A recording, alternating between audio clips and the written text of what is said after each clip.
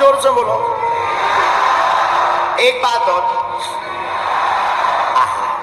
धन्य श्री तुलसीदास जी महाराज। जब गोस्वामी श्री तुलसीदास जी महाराज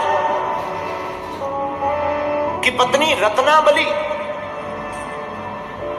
सदगुरु चक्रवर्ती सुचि सरल संत तुलसी गुण गायक सीताराम जी के हैं, राजा राम जी के हैं, हनुमान जी के हैं, श्री राम जी के हैं। सदगुरु श्री तुलसीदास जी महाराज की पत्नी रत्नावली अपने मायके चली गई। इनको इतनी याद आई कि बरसात के मौसम में पत्नी के घर ससुराल चले गए। ससुराल का जो गांव था वहां बीच में नदी पड़ती थी, रास्ते में नदी का किनारा, और रात का समय, अब नाव कहां से मिले। पर पत्नी की इतनी याद आई कि नाव को बिना सोचे समझे ही नदी में कूद गए। नाव तो मिली नहीं, एक मुर्दा बहता हुआ चला जा रहा था, मुर्दे को ही पकड़कर पार हो गए। उस पार गए, उस पार जाकर पत्नी के मकान में, मायके में, ऊपर उसका निवास था, पत्नी का, रत्नावली का। लंबे लंबे सांप लटक रहे थे। गोस्वामी श्री तुलसीदास जी उन्हीं को रस्सी समझ करके चढ़ गए और पत्नी के सामने जाकर के खड़े हो गए।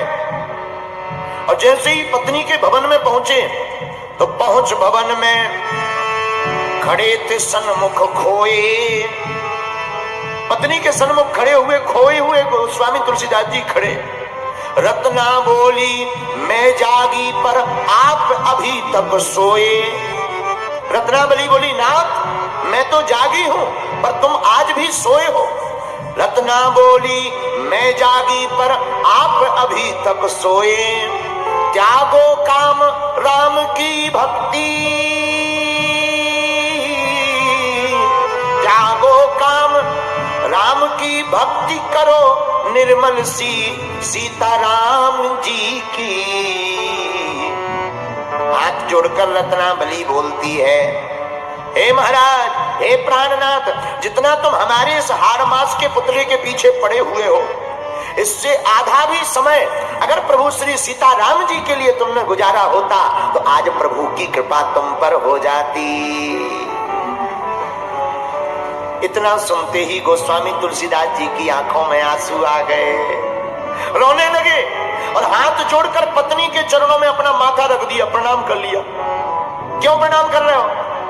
अरे ते मोरी तिरिया जन्म की माता, तेने ज्ञान दयो।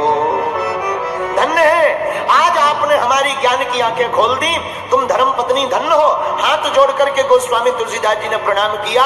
अंदर राम भक्ति का दीपक जल गया और उसी दिन से पत्नी को त्याग कर प्रभु श्री राम जी के हो गए।